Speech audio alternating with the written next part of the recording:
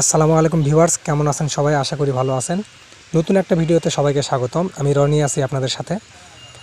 আপনারা যারা photo edit করতে খুব ভালোবাসেন, হয়তোবা অনেক অ্যাপস আপনারা ইউজ করেন, যে অ্যাপসে ফটো এডিট করতে অনেক সময় লাগে। তো আজকে আমি এমন একটা অ্যাপস নিয়ে আলোচনা করব যে অ্যাপসের মাধ্যমে আপনারা 2 মিনিটের মধ্যে ফটো এডিট করতে পারবেন। তো বেশি কথা না বাড়িয়ে চলুন ভিডিও শুরু করা যাক। তো প্রথমে যেটা করতে হবে, আপনাদের গুগল প্লে স্টোর থেকে আপনাদের রেমিনি অ্যাপ ডাউনলোড করে নিতে হবে। তখন প্লে স্টোরে গিয়ে অবশ্যই আপনাদের ডাটা কানেকশন অন থাকতে হবে। তো প্লে স্টোরে গিয়ে সার্চ বাটনে লিখবেন রেমিনি, REMINI লিখে সার্চ করবেন। যে অ্যাপসটা প্রথমে আসবে সেই অ্যাপসটা ইনস্টল করে নেবেন। তো আমার অলরেডি ইনস্টল করা আছে, তো ওপেন করলাম। তো ওপেনে যাওয়ার পর আপনাদের এখানে অ্যাড একটা শো করবে, আপনারা কেটে দিবেন।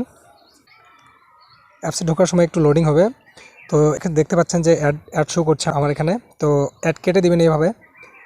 তো কেটে দেওয়ার পর দেখবেন এখানে গ্যালারি শো করছে। তো এখান থেকে আপনারা যে ফটোটা এডিট করবেন সেই ফটোটা ক্লিক করে নেবেন। দেখানোর জন্য একটা ফটো ক্লিক করে দিলাম। তো এখানে ইনহ্যান্স নামে যে অপশনটা আছে এখানে টাচ করে দিবেন। টাচ করে দেওয়ার পর এখানে একটা অ্যাড শো করবে। তো অ্যাড শেষ হওয়া পর্যন্ত অপেক্ষা করবেন।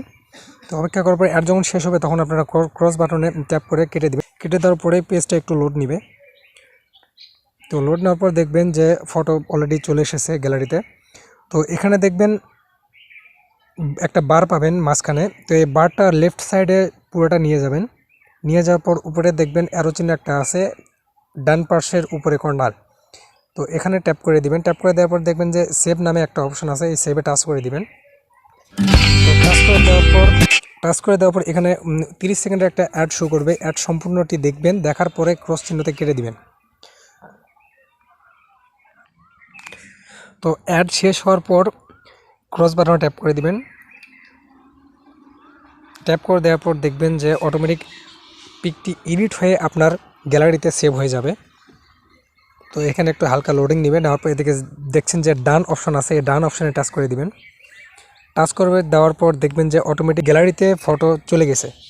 তো সেটা দেখার জন্য আমরা গ্যালারিতে চলে যাই। গ্যালারিতে চলে যাওয়ার পর দেখবেন যে এই যে ফটো, দেখুন ফটোর ব্যাকগ্রাউন্ড কিন্তু অনেকটাই সুন্দর লাগছে।